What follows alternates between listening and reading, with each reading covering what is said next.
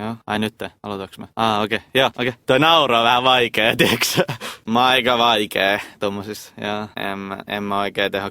Kyllä mun pitää ite vaan naurattaa. En mä tiedä. En mä tommosissa naura, sori.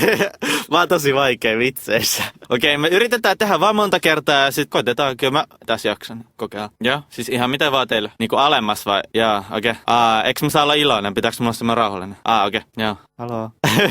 Mä voin vielä laittaa rauhallisemmaksi. Voidaan tehdä ihan semmoinen rauhallinen ja sit siitä nousta. Joo, niinku hitaammin vai? Joo, okei. Niinku että mä esittelen itteni jollekin sillain niinku rauhallisemmin. Kun nyt mulla on semmoinen olo, että mä teen semmoisen myyntipunheen enemmänkin, että mä kerron, että kuka. Nyt toi vikanauru meni vähän huonosti. Joo, okei. Pitääks mun nauraa jotenkin isommin tai neuvotkaa siinä naurus? Eiks mä sano, okei. Joo. Ja sit mulla on semmoinen vielä, että teidän lisäksi mallintyötä on ollut telkkarissa Big Brotherissa. Voiko sanoa siinä BB:ssä? Se on jotenkin luonnollisempi. Mutta mä otan nyt vaan tuon, mä kirjoittaa vai? Alusta, okei.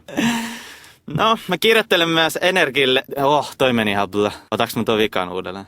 Voiks mä aloittaa? Voiks tässä olla innostunut, kun toi vaikuttaa, että voi olla? Kun toi on, en mä tiedä, mun mielestä on niin eiks toi oo? Okei, joo. Oliks nyt parempi? Otaks mun toi uudelleen alustasta? Kimitääks mä vieläkin? Hups, mä meninkin vähän kauemmas. Mä ajattelin, että kimitiiks mä nyt varmaan vähän. Mä voin ottaa vieläkin, jos